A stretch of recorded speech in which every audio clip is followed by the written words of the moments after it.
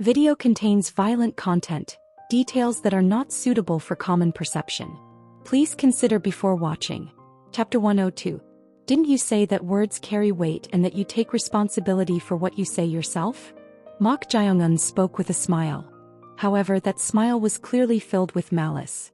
Looking at this, the expression of Wai So-yeon, the third disciple of the society leader, was distinctly different from earlier.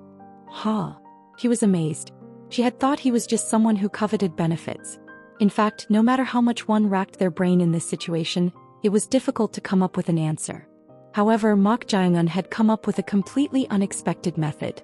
Borrowing a knife to kill. Borrowing a knife to kill someone. It literally meant borrowing a knife to kill someone else. When he realized that directly killing Yi Hwai-seon would be detrimental to him, he came up with this method. Your foolish actions have also put me who brought you here in quite a predicament. So if you open your mouth again, I will execute you on the spot. She had sternly warned Yi Hwai-seon to keep his mouth shut. However, this was not because she intended to kill him on the spot, but to let him know how angry she was. But Mok Jae-eun had used this. Since killing him with my own hands would bring the repercussions of Bright Blade King, you'll borrow my hand? Look at this guy. In this brief moment he had thought of a very bold method. It wasn't simply a level of cunningness, but his ability to think was no ordinary matter. Mok Jae-eun then said to her, I was going to let him go because I'm afraid of Elder Bright Blade King, but it has turned out quite interestingly. To think that the young lady has to punish her loyal dog with her own hands. This bastard. At Mok Jae-eun's words, Yi Hwai-seon couldn't contain his anger. Was this guy really desperate to kill him? Yi Hwai-seon hurriedly looked at Wai So-yeon. Young lady. No matter what, he was a disciple of Bright Blade King and a subordinate who had sworn loyalty to her. Did it make sense to kill someone like him because of this guy's antics? However, Wai So-yeon's expression, faintly visible through the veil, seemed unusual. Could it be? No way. Was she really going to kill him to keep her word? Startled by this, Yi Hwai-seon hurriedly spoke to her. You young lady.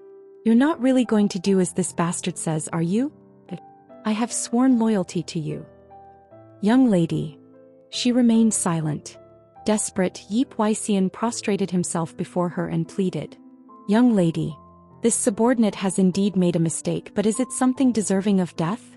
If you kill this subordinate, Master, no Bright Blade King and all the Heaven and Earth Society people under him will not follow you. Please make a wise choice.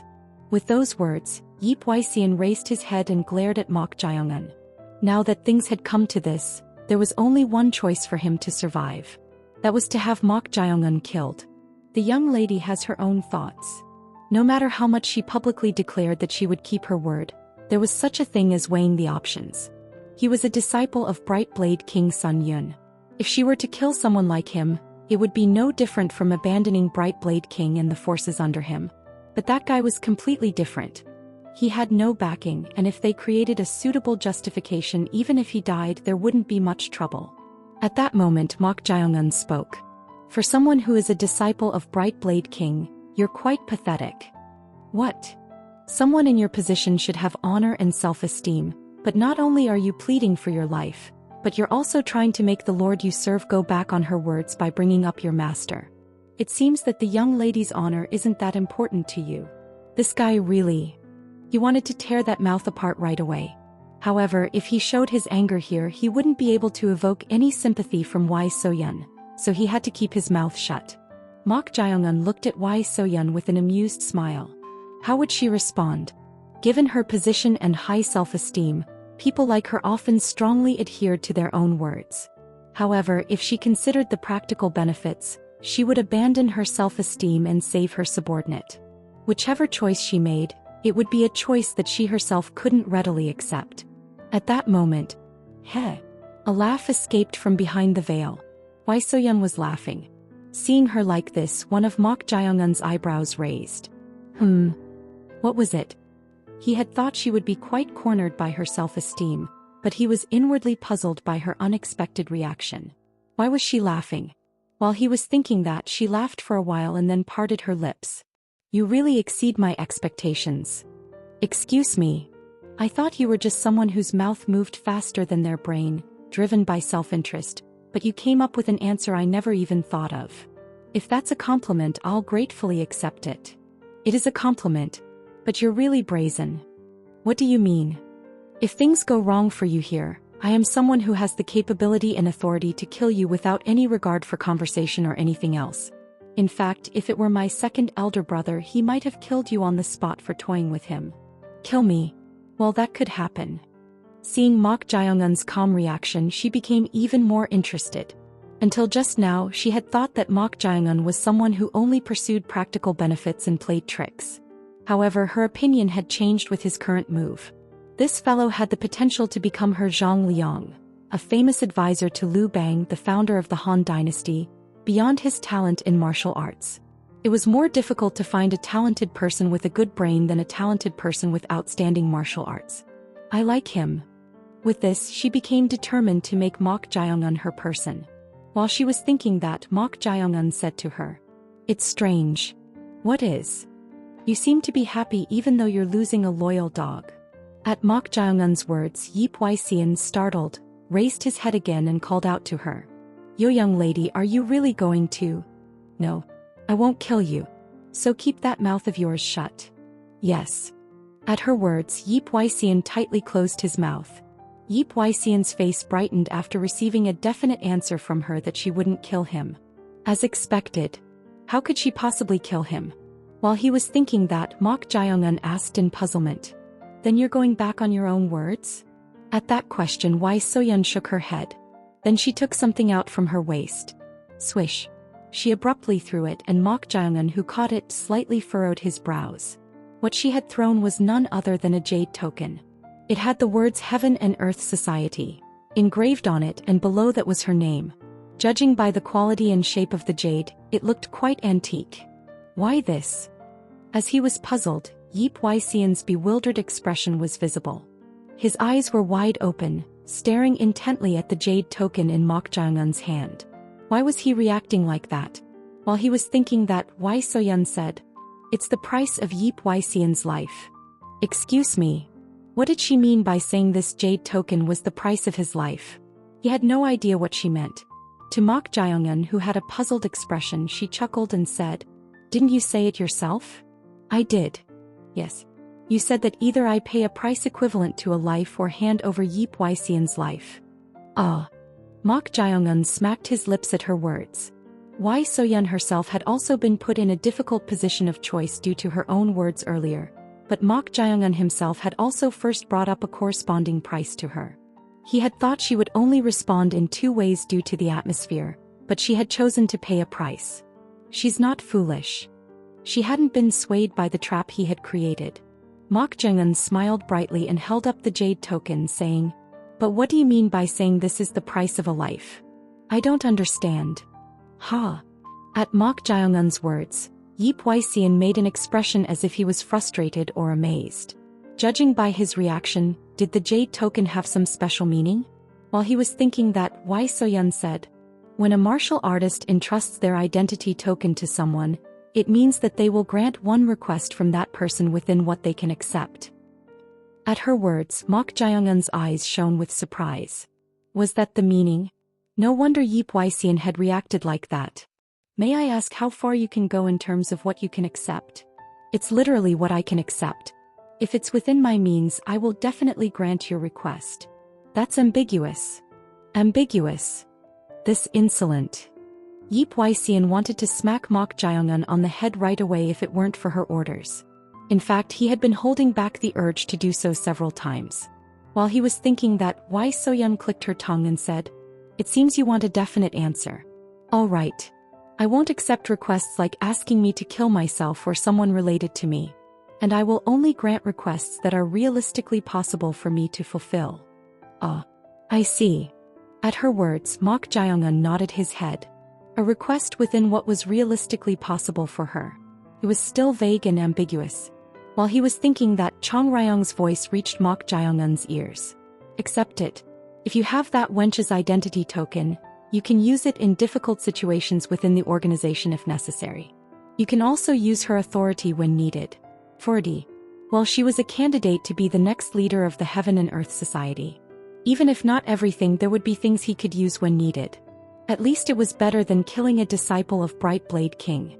Thus Mok Jae-un politely lowered his head. I will gratefully accept it. No need to be grateful. Think of it as an investment in a talent I want to recruit. Excuse me. Didn't you hear me? Then I'll say it bluntly. Swish. Wai Soyun took off the bamboo hat with the veil she was wearing. Her bare face was revealed. The moment he saw it, Mok Jae-un's eyes narrowed. This is... Ha. Chong Ryong also let out a voice as if she was amazed. That was because Wai Soyun's face was so beautiful that it wouldn't be an exaggeration to call her a peerless beauty. However, her appearance was strikingly similar to Chong Ryong's. They looked so alike that it wouldn't be strange to call them sisters. The only difference was the aura emanating from their appearance. If Chong Ryong gives off an arrogant, cold, and overwhelming feeling, Wai Soyun has a brighter and more cheerful vibe.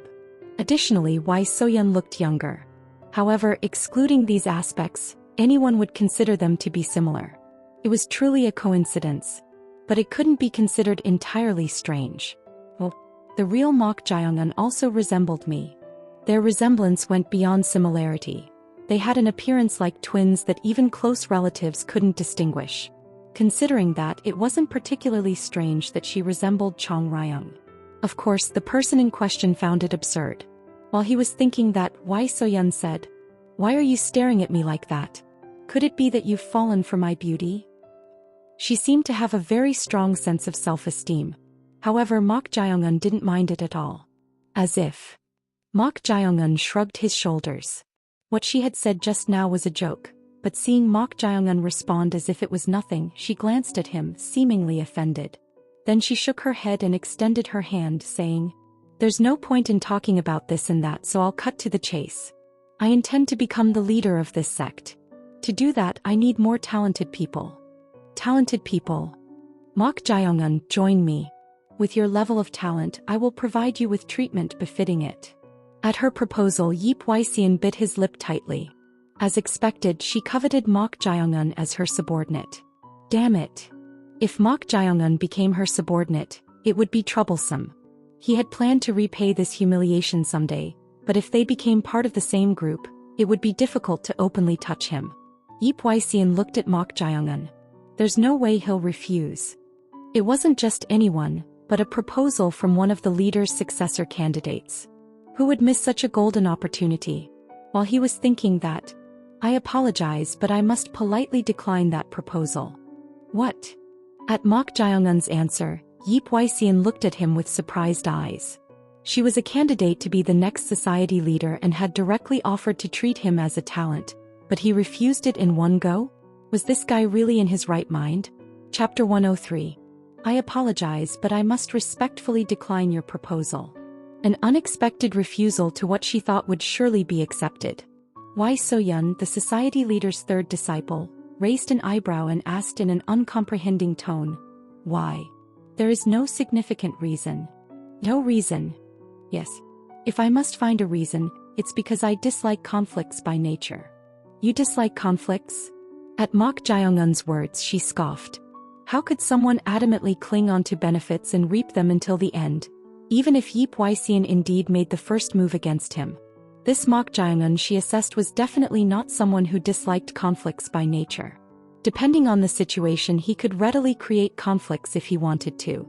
Yet refusing with such a reason.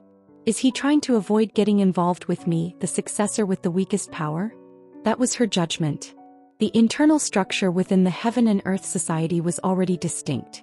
The chief disciple Na Yulriang and the second disciple Jang Nung Ak had secured nearly 40% and 30% of the supporting forces respectively. In contrast, she had a mere 10% to 20% at most. If considering martial arts alone, she rapidly rose to a level almost comparable to Jang Nung Ak with her immense talent, but she still fell short in terms of power. Becoming part of my faction is equivalent to rejecting all others. It wasn't incomprehensible. However, it hadn't been long since she gathered this 10% to 20% of power. As such, Wai Soyun was confident. If I can at least unite the neutral forces under me, there's enough potential. From that perspective, Mok Jae-un was a desirable talent. Not only were his martial arts and cunning aspects appealing, but his current situation could be considered optimal. Mok Jae-eun was currently in the midst of Corpse Blood Valley's final gate trial. If he were to pass even the final gate as the top cadet in this situation, he would be given the choice to become the disciple of any executive present that day. What if Mok Jae-eun, in such a position, became her subordinate and entered the faction of an executive no one else followed? The corners of Wai So-yeon's mouth twitched. That was her true ulterior motive. An opportunity that doesn't come often. At this she said, "Even if you dislike conflicts, there will surely come a moment when you must choose. I may not be immediately useful but a future investment in your growth. However, the elders already have plenty of outstanding talents by their sides. Do you think the choice you make then will be a great opportunity for you?" At her words, a glint flickered in Mok Jae-eun's eyes. He had seen those qualified as successors in a place called Yun Mok Sword Manor, but they were incomparable to this. Transcending gender, she undoubtedly had sufficient qualities to become the leader of an organization. Even without lengthy words, she possessed the power to draw others in. However, if I remain someone you desperately need even then, wouldn't it still be an opportunity? At Mok Jae-eun's response, Wai So-yeon let out a long sigh. He was still just a Corpse Blood Valley trainee without any special position, yet he refused her direct appeal for recruitment. What an extraordinary person indeed. But his last words echoed in her mind. Someone I desperately need even then. It sounded as if he was saying regardless of now, he would prove his worth at any given moment. Hearing it that way, her gaze towards Mok Jae-eun sharpened. Was he someone with such confidence in himself? After staring at him for a while, she parted her lips and spoke in a slightly sulky voice. "You're the first person to make me leave empty-handed without any special achievements, despite not even being an executive. Your words make me even more apologetic. Fine. I'll look forward to seeing if you live up to your own declaration. I will strive to meet your expectations." Mok Jae-eun lightly bowed in response to Wai So-yeon's words. "Ah." Then she approached close to Mok Jae-eun and whispered something in his ear before lightly leaping down from the upper floor. "I'll inform Elder Yong and the person waiting outside as promised, so consider another hour as having started now."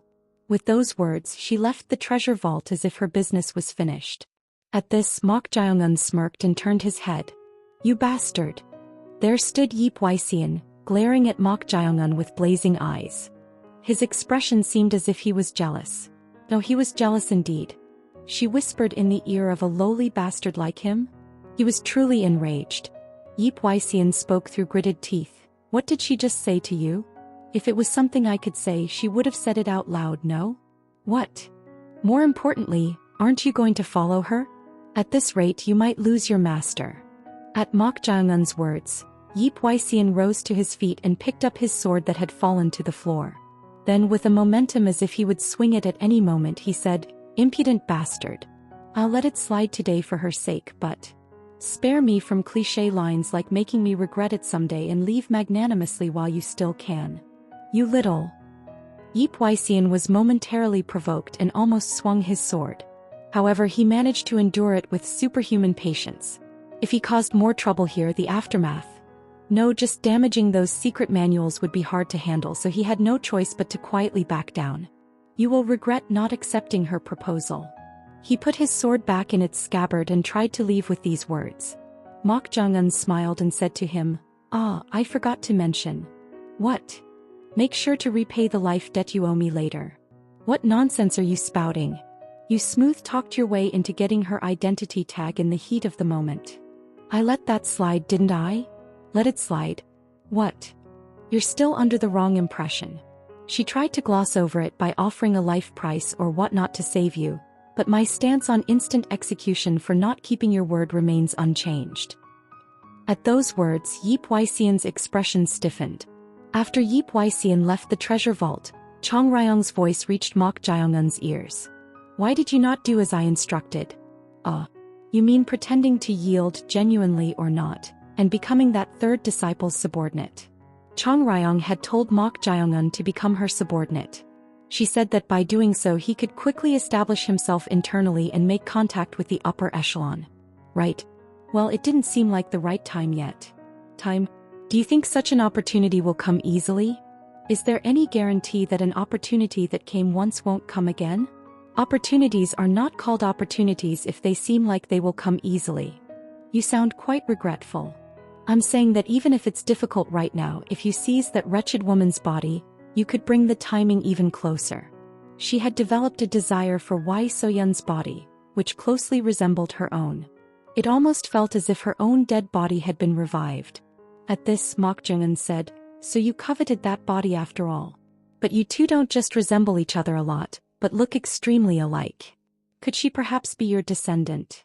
"I have no descendants. I didn't even. No, I couldn't hold a wedding in the end, so what nonsense are you talking about? How would I know whether you got married or had children? You keep saying it's not the right time and evading the topic." She snorted at Mok Jae-un's words. She was already upset that he didn't follow her words, causing the opportunity to slip away. She seems quite disappointed. Mok Jae-un chuckled inwardly without showing it. In fact, he had expected Chong Ryong to naturally covet Wai Soyun's body. It had the most similar appearance to herself when she was alive and the strongest martial arts among the women encountered so far. It would be stranger if such desire didn't arise. However, Mok Jae-un had no intention to do so. "Sorry, but until it's a sure bet, I don't think it's right to get involved." Mok Jae-un's foremost goal was revenge.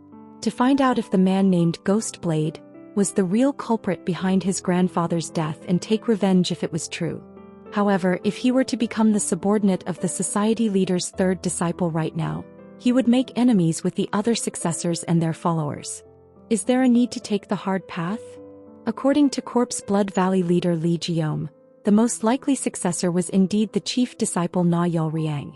Among the 40% of forces, there was Seo Uncho the Martial King, one of the 8 stars known as the top masters in the Central Plains, one of the 5 kings, one of the 3 chief masters and 2 executives of the 4 valley masters following him. As a result, the tide was said to be greatly in his favor. If chief disciple Na Yul Riang gains the support of another 5 kings of the 8 stars title holder who remains neutral, his position as the successor will likely become firm.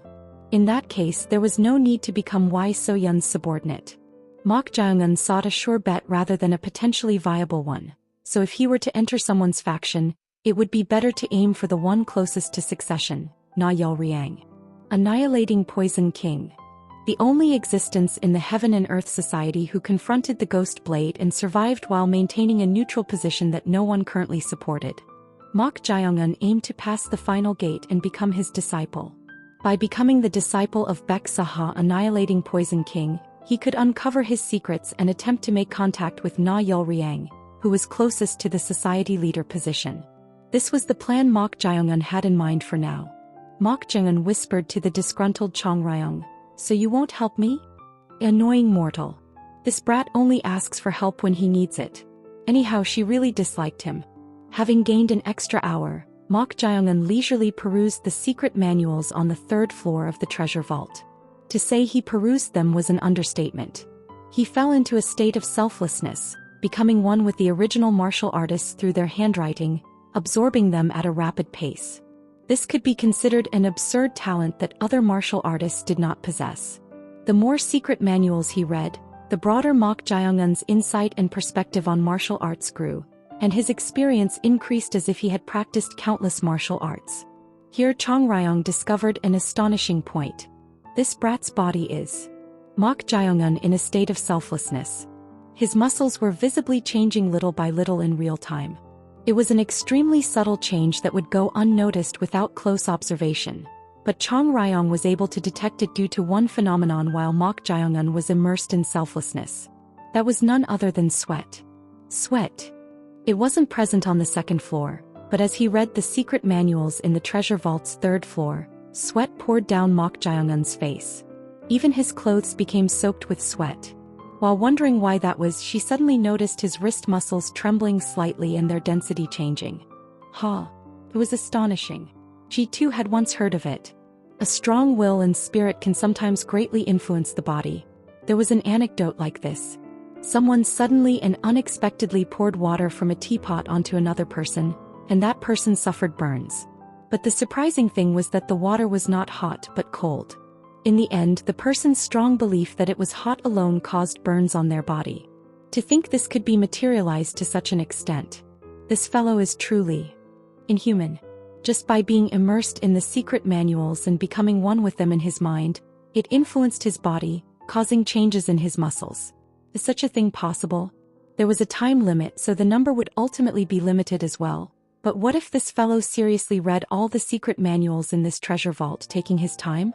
It piques my curiosity. Right then, Mok Jae-un finished reading a secret manual and closed it. As he was about to put it back on the shelf, he suddenly turned his head to the side. Wait a moment. Why? Something has been bothering me for a while, and I think I definitely hear it coming from over there. Over there. Mok Jae-un was looking towards the corner of the third floor of the treasure vault, where another small cavity was formed. Inside there seemed to be bookshelves with secret manuals, but a red line. There was a red line drawn in front of it. And there's a place marked with a red line. That place is... Try not to enter it if possible. Pardon. In the past something... Oh, you don't need to know that much. Anyway, if you cross the red line, you'll see something truly spine-chilling. So don't ignore my warning. The warning from the treasure vault keeper, Elder Yang Mu-won, came to mind. That must be the place he mentioned. Something scary. That red line doesn't seem ordinary at all. Mok Jae-un agreed with Chong Ryong's words. When red ink is ground together with white rice and salt, it can serve as a barrier. That way, it becomes possible to create a disconnection centered around the line. I'm getting curious. It seems your curiosity has been piqued. I hear a sound coming from inside. Sound? Being inside the wooden puppet, she couldn't hear sounds from far away. So she asked, "What sound do you hear?" "We'll know if we go and see." Mok Jae-un furtively glanced towards the entrance of the cavity below. There was no one there. In fact, earlier he had entered the treasure vault, read about 30 secret manuals that Yip Wai-sean had cut in half, and left the treasure vault with an almost dumbfounded expression. With no watchful eyes, it seemed alright to take a quick look around. Mok Jae-un crossed the red line and entered the small cavity. Kururururu. You hear the sound? Chong Ryong spoke as if she understood. Now that he was inside, a bookshelf was shaking strongly enough for her to hear. At the very top of that bookshelf there was no secret manual, but a rolled-up wooden box was placed there, and strange energy was flowing out from there. Mok Jae-un could clearly see this. It's here. Here? It wasn't the energy of the dead. The ominous energy wafting from that scroll was the demonic energy that could only be felt from malevolent spirits. Mok Jae-un approached it. How peculiar. Ordinary people may not sense it, but why was such an object placed here? Aren't there even diviners within the Heaven and Earth Society? At that moment, a voice reached Mok Jae-un's ears. Jong-ah, Jong-ah. The instant he heard this voice, Mok Jae-un's expression stiffened. It was none other than grandfather. The voice of his dead grandfather. What on earth was happening? Why was his grandfather's voice coming from that box? Jong-ah, help this old man. Grandfather. Jong-ah. It's so stifling. From the way it called his name to the voice itself, it was undeniably his grandfather. Right then a rebuke poured into his ears. Snap out of it. Mok Jae-un promptly furrowed his brows. Get a grip. You keep saying grandfather this, grandfather that. It seems you're hearing auditory hallucinations. Chong Ryong, you can't hear it? Not at all. Then it must be an auditory hallucination indeed. Surely you wouldn't fall for a mere hallucination, would you? Of course not. Mok Jae-un was extremely rational. He was simply puzzled by how it could call out in his grandfather's voice and his true name without even making contact. Don't get swayed by some ridiculous hallucination. Right at that moment. How dare a wretched evil spirit interfere with me? This was heard loud and clear. Chong Ryong also seemed to have heard it as she muttered in an absurd tone. Wretched evil spirit? How dare it? As she was about to express her anger, a voice continued from the wooden box. Human. Open the wooden box. If you do so, I, the ruler of the seas, shall grant your wish. At this, Mok Jae-un scoffed and muttered, You're really blatantly peddling the bait. Chapter 104, Lord of the Western Sea 1. Human. Open the wooden box. If you do so, I, the ruler of the seas, shall grant your wish. At the voice coming from the wooden box, Mok Jae-un scoffed and muttered, You're really blatantly peddling the bait. This was an enticement. It was no different from openly asking him to open the wooden box. Chang Ryong spoke in an astonished tone. How can someone who can't even take care of their own body grant wishes? I agree with those words. But what could it be? It seems they sealed away an evil creature. However, to think its voice can be heard even while sealed. This is the first time I've seen such a case. She had lived as a vengeful spirit for 100 years. And she had also been sealed away like the wicked thing in this wooden box. But this was the first time she encountered such a case. Usually, once sealed, all energy and everything else is blocked, so the inside and outside are meant to be isolated. Yet the fact that this thing's voice could be heard meant, there's a crack. A crack? There was a partial crack on the upper part of the wooden box that Mok Jae-un pointed to. I see. But this wooden box. It's strange that there's no talisman or anything. You noticed it too. It was a peculiar situation. As Chang Ryong said, there was no talisman or anything to seal the demonic energy on the wooden box. Then by what means was this ominous being trapped in this wooden box? It was incomprehensible. While he was perplexed, a voice was heard. Damn it. I thought it was some luck that you could hear my voice, but judging from your mention of talismans, you must be a Taoist who has mastered sorcery. A Taoist? What do you mean by that? Don't pretend otherwise. Do you think you can deceive me?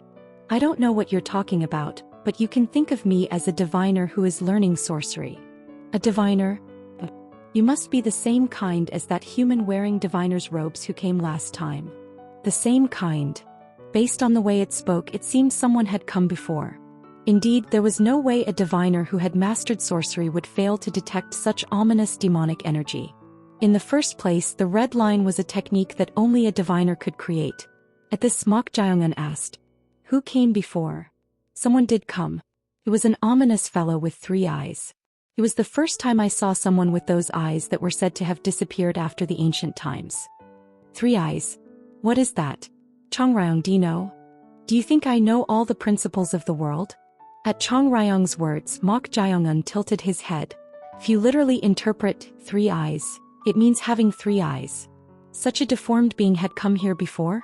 While he was puzzled, a voice came from the wooden box. How would the likes of you evil spirits and lowly humans know about matters from the ancient times? You've been calling us evil spirits, you evil creature. Wait a moment. What? Mok Jae-un stopped her anger and said, "So what exactly are these 3 eyes?" It's literally a 3-eyed being. It is a deformed creature born from a human womb. There is a saying that misfortune arrives when it is born. Equals misfortune. But it's quite interesting. Even in ancient times, a 3-eyed being would barely survive a day after birth before being killed. It was difficult to understand what it was talking about. At this, Mok Jae-un summarized, "I don't quite understand what you mean, but are you saying that diviner wearing robes who had 3 eyes put you here?" "That's right. I don't know what that person did, but after he came, no one could perceive me." Not being able to perceive means, from the beginning they treat it as if it doesn't exist. As if it doesn't exist? At the words that flowed from the wooden box, Chang Ryong strongly denied. That can't be. No matter how much human sorcery has advanced over time, erasing perception goes against the principles of the world. Oh, for an evil spirit you seem to know quite a bit. Evil spirit? You damned evil creature. Cracks appeared on the wooden puppet that sealed Chang Ryong. She seemed ready to break out and smash the wooden box at any moment. At this, Mok Jae-un dissuaded her. "Chang Ryong, endure it. If I were you, rather than continuing like this, wouldn't everything work out if we make it mine first? Yours?" At Mok Jae-un's whisper, Chang Ryong muttered as if tempted. The expression of making it his own ultimately meant turning it into a servant spirit. Mok Jae-un had the ability to turn even high-ranking vengeful spirits into servant spirit. If it was a weakened malevolent spirit trapped in a wooden box, he might be able to turn it into a servant spirit. He had already confirmed this being's potential through absorbing resentment. Still be careful. It's best to reduce the demonic energy without disturbing the seal as much as possible. That's what I was thinking. Mok Jae-un had the same thought as her. In the case of demonic energy, it was condensed evil energy, so absorbing it would be helpful. While doing so, a voice came from the wooden box. "Hey, human." "Yes." Being trapped here, do I seem insignificant in your eyes? I am the Lord who rules over the Western Sea.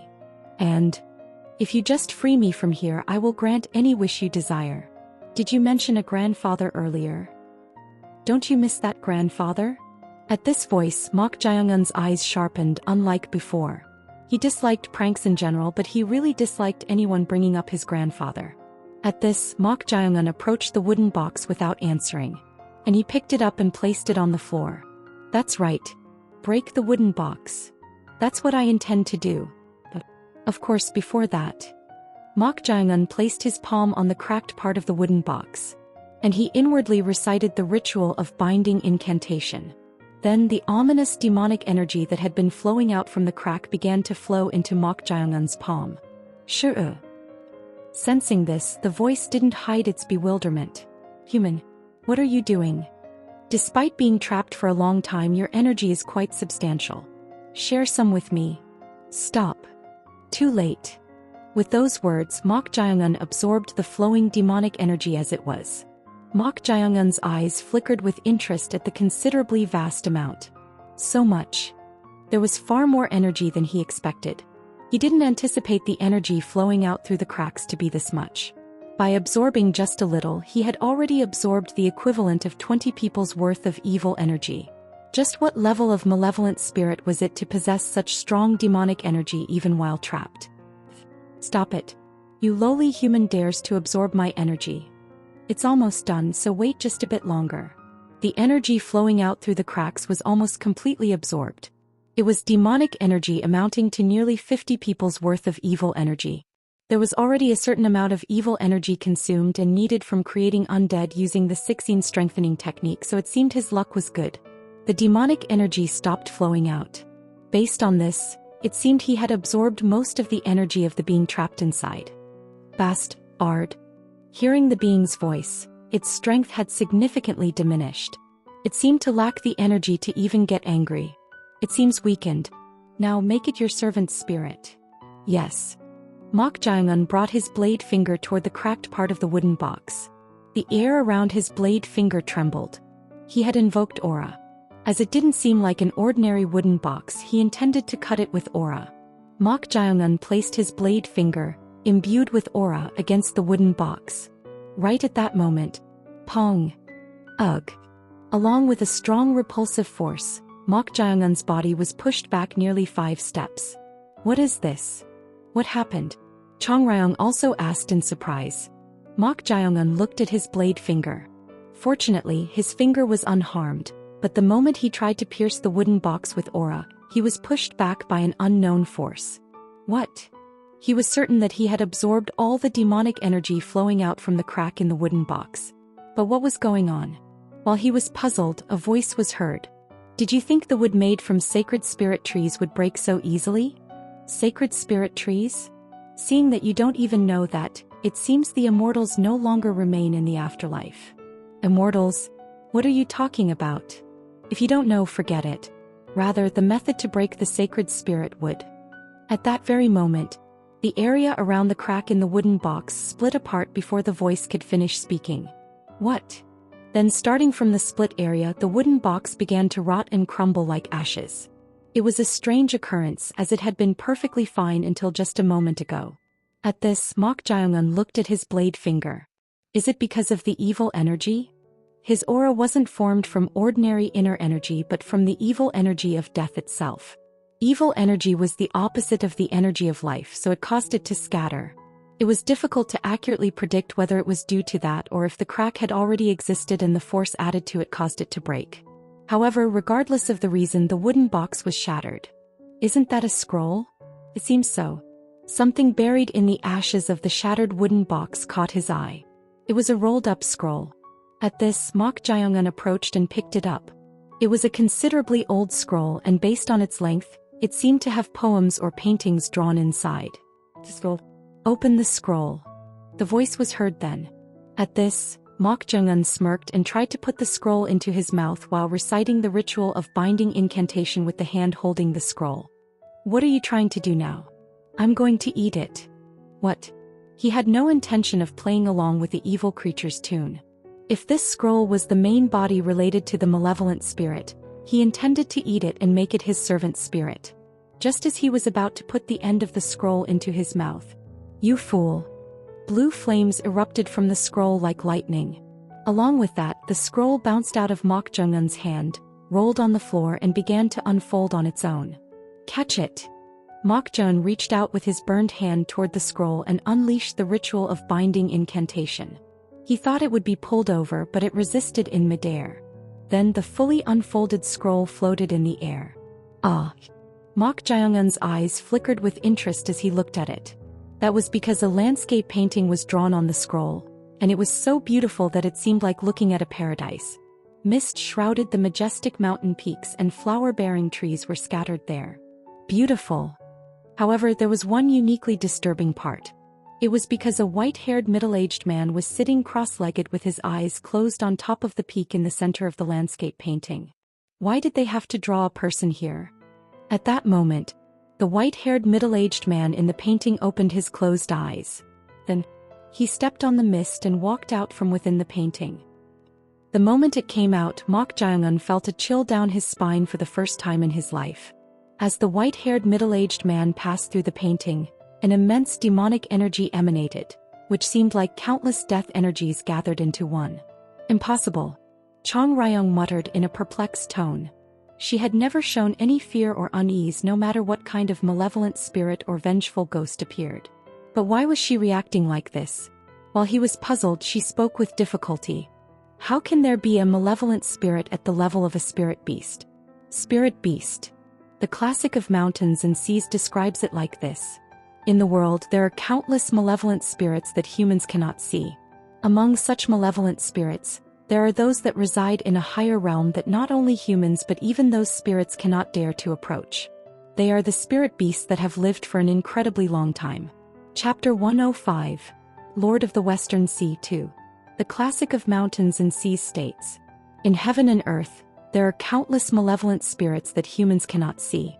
Among such malevolent spirits, there are those that reside in a higher realm that not only humans but even those spirits cannot dare to approach.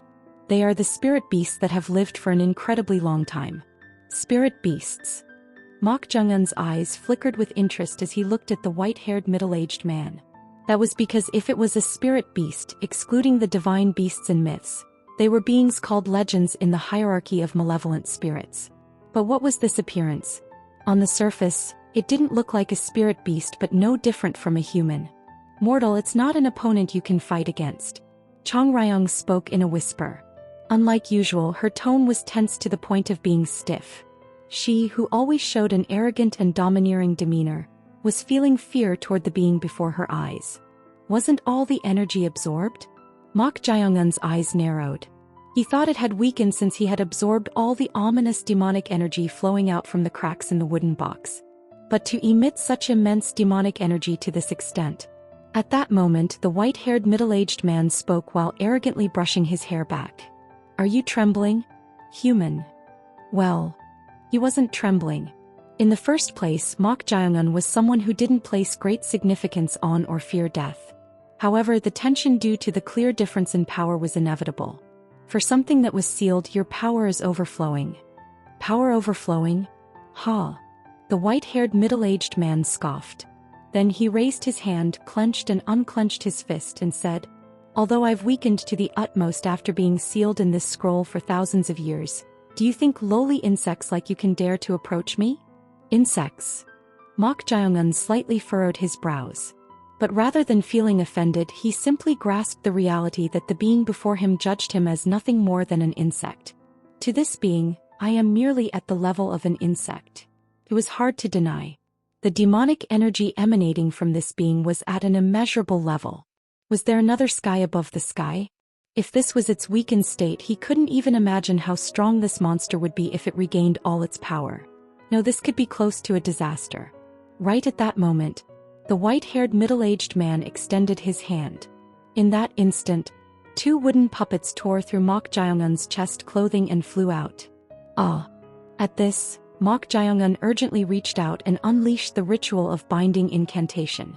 However, there was no way to withstand the force pulling them with overwhelming demonic energy. Despite unleashing the ritual of binding incantation, the two wooden puppets that flew away without stopping landed in the white-haired middle-aged man's hand. A master. Inside were green spirit Gyu Soha and Chong Ryong. Even while inside the wooden puppets, the demonic energy was so strong that even the green spirit showed evident fear. At this, Mok Jae-eun calmly said, "You're making things difficult. Can you give them back?" You're a peculiar human, seeing that a living being is accompanied by these evil spirits. Normally, Chong Ryong would have reacted angrily, but she didn't open her mouth. Perhaps she became cautious, not wanting to provoke the being and cause an unforeseen calamity. Chong Ryong found this situation extremely troubling. This is the worst. Unlike vengeful spirits who have a somewhat different concept of consuming energy after becoming spirit bodies, malevolent spirits rapidly weaken when they consume demonic energy. In that regard, if it had been sealed for a long time, she thought it would have significantly weakened. But who would have imagined that the being sealed in this wooden box would be a spirit beast? What should I do? If it was a spirit beast that had reached a higher realm to the point of being able to transform into a human form, it could be said to have reached a realm similar to an almost enlightened immortal. No matter how much it had weakened, it far surpassed the realm that even she could handle. Is this the end? She felt a sense of despair. Could misfortune manifest in such a way? Just when she thought she had finally grasped an opportunity to appease her resentment, she encountered a being akin to a disaster in such a place. Mok Jae-eun. Normally, she would have placed her hopes on the brat's cunning mind. But the opponent was too unfavorable. It was a non-human existence and had lived for such an incredibly long time that it would be difficult to overcome this situation with some eloquence. Perhaps even he might be feeling fear for the first time in his life. Facing an absolute being he encountered for the first time. Right at that moment, "I was just getting hungry, so thank you for bringing me a meal." What? Ah. With those words, the white-haired middle-aged man put the wooden puppet sealing Chong Ryong and Gyu Soha into his mouth. Right at that instant, the wooden puppet that was entering his mouth shattered, and Chong Ryong flew out from inside at a tremendous speed, grasping Gyu Soha's wooden puppet and flying forward. However, the white-haired middle-aged man grabbed Chong Ryong's leg and threw her onto the ground. Although she couldn't feel physical pain for some reason when she was slammed onto the ground, she let out a groan of agony. Ugh. I am the Lord of the Western Sea, a being born from the gathering of delusions. Offer your spiritual power for the sake of your master. Ha ha ha. As soon as those words ended, a red haze rose from Chong Ryong's body, which had collapsed on the ground, and was sucked into the white-haired middle-aged man's mouth. Then as if in pain she screamed, "Ayakak." Right at that moment, Mok Jae-eun flew his body and thrust his blade finger, imbued with aura, towards the white-haired middle-aged man's brow. He was trying to take advantage of a moment of carelessness, but at that instant the white-haired middle-aged man lightly caught Mok Jae-eun's right wrist. Then he made a gesture as if lightly lifting him up. Mok Jae-eun's body dug into the cave ceiling by nearly half a zhong before falling to the ground. Kuhak. Blood coughs poured out from Mok Jae-eun's mouth as he fell to the ground. Although he had instantly protected his body with evil energy, he had suffered some fractures and internal injuries from the previous blow. Mortal. Puff. This is really bad luck. Mok Jae-eun shook his head as if in disbelief. Looking down at him, interest flickered in the white-haired middle-aged man's eyes. You're a peculiar human. He felt puzzled by the face that held a smile despite feeling pain. If an ordinary human were to be in this situation, they would likely be terrified with fear, but looking at this fellow's face, he didn't seem particularly so. At this, the white-haired middle-aged man made a lifting gesture with his chin. Then, Mok Jae-eun's body, which had been lying face down on the ground, floated into the air. Ah! It was clearly visible to Mok Jae-eun's eyes. The immense demonic energy flowing out from the white-haired middle-aged man was enveloping and lifting him up. Human. I want to see fear spreading across your face. The white-haired middle-aged man raised the corners of his mouth sardonically and tried to bring his hand to Mok Jae-eun's shoulder. Right at that moment, iron chains created from spiritual power erupted from the ground and instantly restrained the white-haired middle-aged man's arms, legs and body. The iron chains moved like snakes and wrapped around the middle-aged man's neck. Gyu Soha. This was the power of green spirit Gyu Soha. Yusoha shouted. Let go of our master. Otherwise, the iron chains wrapping around the white-haired middle-aged man's body shattered in an instant and scattered like ashes. It was too easy to the point of being futile, the iron chains of a spirit body being shattered.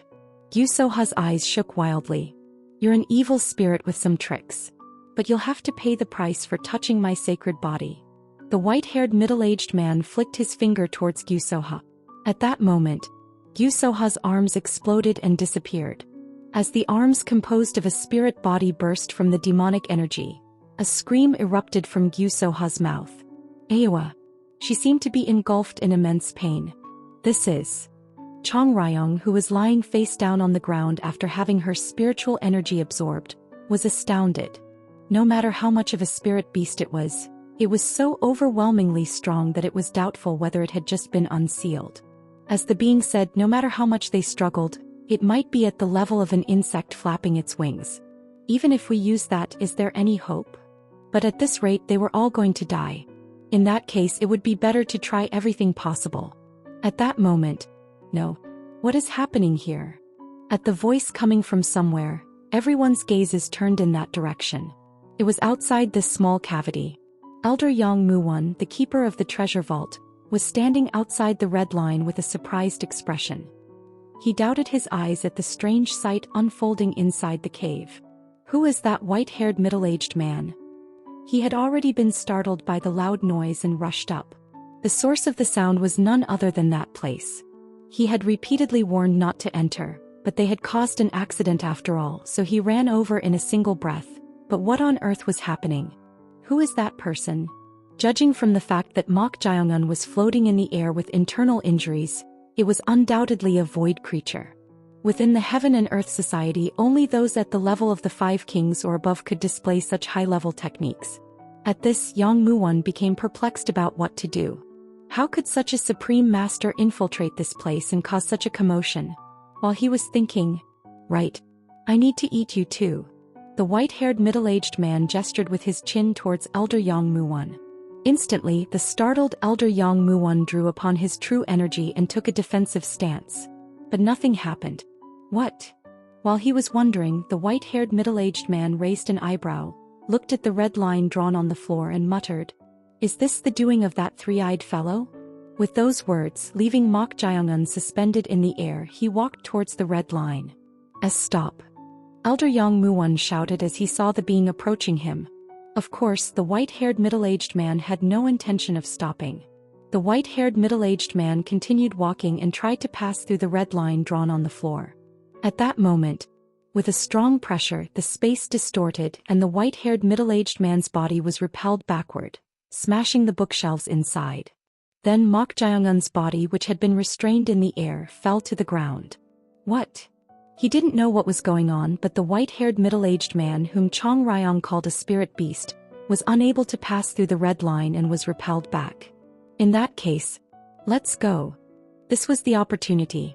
At that cry, as if they had been waiting, Chong Ryong and Yusoha, whose arms had exploded, threw their bodies outside. The movements of the spirit bodies were much faster than Mok Jaeongun's. He thought they might get caught by the red line, but the two vengeful spirits passed the line without difficulty. Right at the moment when Mok Jaeongun also tried to pass through the line while using lightness skill. Right in front of him, Mok Jaeongun's body stopped. Mortal! Chong Ryong shouted with a perplexed expression. Ugh! Mok Jaeongun struggled to turn his head. There, through the shattered bookshelves, the white-haired middle-aged man was raising his body with his hand extended. Where do you think you're going? Ha! You're really a troublesome person. The one troubled is me. To think a herald of misfortune, not even an immortal, would possess this much power. The white-haired middle-aged man clicked his tongue while looking at the red line. He was feeling displeased that he who had been freed from the seal was unable to pass through it and was repelled back. Mortal! At that moment, Chong Ryong, who was outside the red line, hesitated before trying to reach her hand inside, which was visible. At this, Mok Jaeongun hurriedly shook his head. In the current situation, if she were to come inside, she would be caught like him. While they were doing so, the white-haired middle-aged man spoke as if regretful, licking his lips. Your situational judgment is good. If you had been a bit later, I would have devoured that evil spirit. At those words, Chong Ryong, who had stopped reaching out her hand, flinched. Mok Jae-un's judgment was correct. The moment she reached out her hand, the being would have pulled her inside. However, they couldn't leave Mok Jae-un inside like this either. If Mok Jae-un were to lose his life, they would also perish due to the servant-spirit bond. Damn it! It was truly the worst situation. While they were doing so, Mok Jae-un glanced at the red line on the floor. From the outside he didn't know, but the red line on the floor was drawn throughout the entire small cavity, as if to prevent the being from escaping. At this, Mok Jae-un looked at the white-haired middle-aged man and opened his mouth. By any chance, is the proposal you made earlier still valid? Chapter 106. Lord of the Western Sea 3. The red line drawn on the floor throughout the entire cavity. Glancing at it, Mok Jae-un said to the white-haired middle-aged man, "By any chance, is the proposal you made earlier still valid?" Proposal? Yes. In a way, it's thanks to me that you came out of there, isn't it? At Mok Jae-un's words, the white-haired middle-aged man twitched his lips and soon let out a vicious laugh. Haha. You think it's thanks to you that I'm out? Ultimately, yes. What a funny kid. How can your intention to satisfy your human greed be considered a favor? After being trapped for thousands of years and finally being released for someone who has lived that long, can't you let it slide in a good mood? At Mok Jae-un's words, the white-haired middle-aged man scoffed. To him, Mok Jae-un was at best an insect crawling on the ground. Just as humans don't have emotions towards insects or pay special attention to them, the white-haired middle-aged man had no particular feelings about what Mok Jae-un said. However, there was something intriguing. You're a truly peculiar kid. What? Why do you have no fear? Fear. That was the white-haired middle-aged man's question. Even before and now in this isolated situation, Mok Jae-un didn't fear him at all. Despite being in a situation where fear should well up as he could die at any moment. The white-haired middle-aged man approached with narrowed eyes and said, "Do you not fear death? Or are you under the delusion that you won't die even in this situation?" Well, I can tell you it's not the latter. Not the latter? Yes. So you're saying you don't fear death? Everything that lives is bound to decline anyway, so what's the point of fearing it? At Mok Jae-un's words, the white-haired middle-aged man found him peculiar. Even beings who live eternally like himself fear extinction. Yet a mortal says he doesn't fear death. At this, the white-haired middle-aged man extended his hand and said, "Is that so? Then we can test whether you truly don't fear death." The white-haired middle-aged man lightly waved his hand. At that moment, Mok Jae-un's left arm, which was floating in the air in a running posture, bent backward. His arm was completely bent beyond its range of motion. Just looking at it was horrifying. "A master!" Gyu Soha shouted at the sight of Mok Jae-un's bent left arm. However, the person in question, Mok Jae-un, only let out a slightly rough breath without showing any particular change in expression. At this, one of the white-haired middle-aged man's eyebrows raised. He's enduring this? No matter how strong his patience was, he thought he would at least let out a groan. But it was completely unexpected. While they were doing so, Elder Yang Mu-won, the keeper of the treasure vault who had been watching this sight, hurriedly tried to run somewhere. The mechanism. The mechanism. Yang Mu-won muttered. He was trying to activate the mechanism installed in the treasure vault. "I need to activate the mechanism and quickly send a signal requesting help from the main sect." He couldn't handle a supreme master of that level with his own strength. However, the mechanism installed in this treasure vault was designed to handle hundreds of intruders and even Transcendent Realm Supreme Masters. As he was about to go to the activation device of the mechanism, ugh! A chill ran down his spine and he felt something cold seeping into his body. As a master close to the pinnacle stage of the peak realm, he had felt a cold and invisible presence around him for a while. But what was this unpleasant sensation? Gah! Elder Yang Mu-won's body trembled violently as if having a seizure. Then his eyes rolled back. The blood vessels on his face bulged black as Yang Mu-won. A reddish blood color seeped into his rolled-back eyes, and soon his face returned to normal. That was close. The one who had taken over his body was none other than Chong Ryong. Upon hearing Yang Mu-won's muttering, she realized the situation and possessed his body. She was aware of the mechanism installed in the main sect's treasure vault. So if the mechanism here was the same or superior to the one she knew and was activated carelessly, Mok Jae-eun, who was currently captured, would be in danger. Ha. Ha. As Mok Jae-eun was catching his breath, the white-haired middle-aged man said, "Seeing that you can easily endure this much, it seems better to tear it off rather than break it. This time one of your legs. Tearing it off is up to you, but how will you get out once I'm dead?" "Out. Yes. From what I see, even someone as powerful as you seems unable to cross that red line." At Mok Jae-eun's words, the white-haired middle-aged man silently stared at the red line drawn on the floor. Then he opened his mouth again. "You're talking as if you'll open that for me. If we can come to a mutual agreement." "Agreement? It sounds as if you're saying you'll make that disappear if I spare your life." "Let's say that's the case." If he had the upper hand, he would have tried to gain some benefit from the deal, but the opponent was a spirit beast-level malevolent spirit who could kill him at any time. Knowing that provoking it would do no good, Mok Jae-eun intended to receive the minimum price to save his life. Then the white-haired middle-aged man smirked and said, "Why would someone who claims not to fear death want to save his life as a price? I have something I must do." "Something you must do? There's someone I need to kill. Revenge, is it?" There was no answer, but it was clearly an affirmation. At Mok Jae-eun's words, the white-haired middle-aged man approached him, grabbed his chin and lightly lifted it up. "In other words, you want to prolong your life even a little for the sake of revenge. Of course, everything depends on your choice. If you want to kill me, I'll die, and if you accept my deal, I'll be able to get out of this cavity." "Get out of here." The white-haired middle-aged man stared intently at Mok Jae-eun. In fact, his mood was close to its peak. That was because he had been sealed inside that scroll for a staggeringly long time of thousands of years. But now he had come out of it. He had gained freedom. If he could break even that red prohibition. It's tempting. Is saving your life the only thing you want? Yes. It doesn't seem like a situation where I can ask for anything else. You're quick to understand your place. Good. The white-haired middle-aged man lightly nodded his head. Then Mok Jae-eun's body, which had been floating in the air, fell to the ground. Hugh.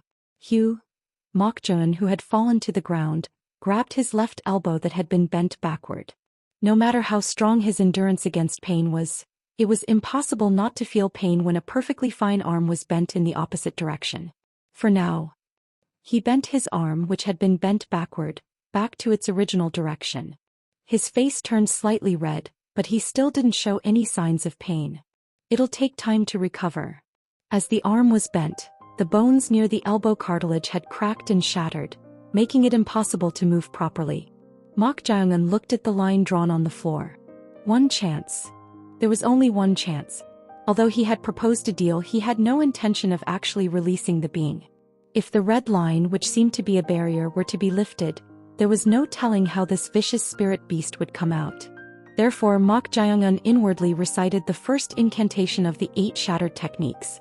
If he could create even a momentary gap. At that moment, Mok Jae-eun's arm rose upward on its own. Then his body started moving on its own. At this, Mok Jae-eun frowned and said, "What are you doing? By the way, human, is there any need for me to make such a deal with you? I can just move your body like this." The white-haired middle-aged man waved his hand, and Mok Jae-eun's body moved on its own as if it had become a puppet. "This is troublesome." Mok Jae-eun let out a soft sigh. He himself wasn't the type to trust others easily, but it seemed this spirit beast was the same. Moreover, it didn't give him the slightest opening, as if it hadn't simply lived for thousands of years. Perhaps this time he might have to prepare himself. Grandfather. Perhaps he wouldn't be able to take revenge. At that moment, Mok Jae-eun saw Chong Ryong coming out of Yang Moo-won's body. Seeing that, at that instant Mok Jae-eun's eyes turned cold. Why did he think for a moment that he might not be able to take revenge for his grandfather? Does dying mean he can't take revenge? There were Chong Ryong and Green Spirit Gyu So-ha, who would become vengeful spirits to take revenge even after death. Was his resentment towards the one who killed his grandfather only this much? Self-anger and self-mockery. As it grew, Mok Jae-eun's eyes came alive as if they were burning. Mok Jae-eun drew upon the death energy within his body. Compared to the vast demonic energy of the white-haired middle-aged man, it was just a drop in the bucket. But what if he concentrated it all in one place? Like the death energy concentrated in the Danjian. The energy from the lower Danjian and middle Danjian was concentrated solely in his right hand. As all the death energy was concentrated in one place. What is this kid doing now? The white-haired middle-aged man frowned while looking at Mok Jae-un's right hand. That was because Mok Jae-un's right hand had somehow turned pitch black. More. The death energy concentrated and materialized into one. Took on a completely different form and color from aura. Seeing this, Chong Ryong's eyes widened. Energy more condensed and concentrated in one place than aura. It was none other than true energy. She couldn't hide her astonishment upon seeing this. Although he had gained enlightenment about energy in the treasure vault, Mok Jae-un was still at the peak realm. But true energy, which was only possible at the supreme transcendent realm, had been formed. What on earth was going on? What is that color? The peculiar thing was that ordinary true energy had a blue color like the stars of the Big Dipper. But the energy concentrated in Mok Jae-un's hand had a black color, as if everything would be sucked into it. Was it a phenomenon that occurred as the death energy was concentrated? At that moment, the hand that had been bound by demonic energy was freed. At the same time as Mok Jae-un struck his blackened hand towards the floor, fragments flew in all directions with a loud noise. However, those fragments didn't reach the white-haired middle-aged man. As if an invisible barrier had been created, the fragments were blocked and oxidized on the spot. Then in an instant the white-haired middle-aged man disappeared and appeared at the entrance of the cavity where the red line was drawn. The white-haired middle-aged man extended his hand forward. Then Mok Jae-un's body, which had been charging forward like a spear with his black hand extended through the fragment dust, was repelled backward. Ugh! Mok Jae-un, who had been repelled, collided with a bookshelf and knelt on one knee on the floor. Black blood flowed from the mouth of Mok Jae-un, who had suffered internal injuries. He had concentrated all the death energy in his body into one hand to increase destructive power, but that also meant there was less energy to protect his body. I can't close the gap at all. Mok Jae-un clicked his tongue while looking at the white-haired middle-aged man blocking the entrance. He thought it might be possible for a moment, but it didn't work. While they were doing so, the white-haired middle-aged man looked at Mok Jae-un with interest and said, "How truly strange. I didn't realize it before, but how does a living being possess the energy of the dead like that?" The white-haired middle-aged man hadn't been able to detect this when Mok Jae-un was circulating energy only within his body. However, when the energy was concentrated in his hand and materialized, he realized that it had little to do with the true energy that Taoists and immortals cultivated through life-nurturing techniques. Strange. Strange indeed. I'll have to examine your body. The white-haired middle-aged man made a pulling gesture towards Mok Jae-un. Then in Mok Jae-un's eyes he saw the vast demonic energy trying to grasp him in the form of a giant hand. Right at that moment, in an instant, the entire room was covered in blood. Seeing this, Mok Jae-un's eyes trembled. The realm of ghostly intent? A space made of blood. This was Chong Ryong's realm of ghostly intent, the blood realm. The blood surged up like a geyser and instantly trapped the white-haired middle-aged man. Behind that whirlpool of blood, Chong Ryong was visible. Why? Mok Jae-un looked at her with an uncomprehending expression. Why did she come in here? No matter how much she had reached the level of Chong Ryong, she absolutely couldn't compare to a malevolent spirit at the level of a spirit beast. But why did she come in? Then she shouted at Mok Jae-un. Run! Upon hearing this, Mok Jae-un threw his body towards the entrance without a moment to think. He couldn't miss the opportunity she had created for him.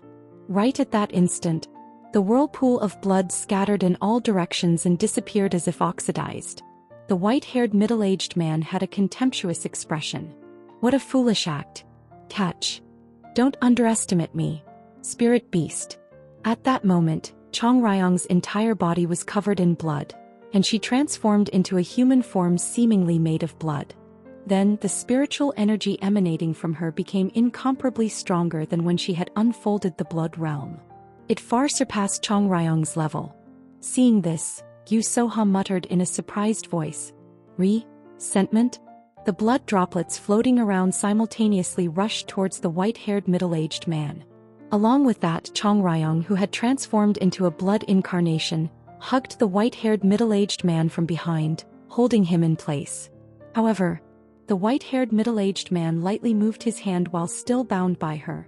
The blood droplets flying in from all directions stopped midway. Then they lost strength and fell to the ground. To this extent, Chong Ryong's eyes, which were like blood, trembled. By detonating all her spiritual energy, she was able to exert a power close to the blue spirit level for a moment. But even that didn't work against this spirit beast. Then the white-haired middle-aged man spoke as if impressed. I thought you were an ordinary evil spirit, but your strength is far greater than most high-ranking malevolent spirits. If I take your energy, it will quench my hunger a bit. With those words, he took a deep breath. Then Chong Ryong, who had been hugging him, writhed as if in pain. The spiritual energy was being absorbed at a tremendous speed. Despite the pain, Chong Ryong mumbled with her lips. Way. Mok Jae-un's eyes narrowed as he looked at this sight. Why? No matter how much of a servant spirit she was, why was she trying to sacrifice herself for him? What was the reason for trying to save him to this extent, even though he didn't move according to her will? Once she herself was extinguished, everything would be meaningless, so he couldn't understand it. Did she believe that if he survived, he would take revenge on her behalf until the end? That couldn't be. But why was she going this far? Mok Jae-un's eyes met hers as she lost strength and returned to her human form. Her eyes held complex emotions. Why did the gaze of someone sacrificing themselves for another make him feel so concerned? How annoying. Mok Jae-un, who had been smirking with his lips, shouted. It seems it would be better for you to remain trapped in here. With that cry, in an instant, Mok Jae-un thrust his hand towards his own chest. The white-haired middle-aged man couldn't hide his bewilderment at the sight of this. You bastard! He had never expected Mok Jae-un to suddenly perform an act of self-destruction by thrusting his hand into his own chest. At this, the white-haired middle-aged man pushed aside Chong Ryong, whose spiritual energy had weakened, and ran towards Mok Jae-un. Kook! Mok Jae-un coughed up a mouthful of blood and collapsed backward. This crazy human bastard. This fellow had to stay alive to remove that red line and go outside. There was no way for the vengeful spirits to remove it. Therefore, the white-haired middle-aged man couldn't help but become desperate. He bent his knees, lowered his posture, approached Mok Jae-un, and grabbed his right hand to pull out the hand thrust into his chest.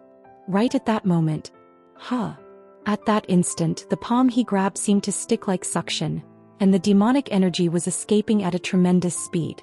Mok Jae-un, whose mouth was covered in blood, smiled sardonically and muttered, "Huff, it's really hard to grab a hand."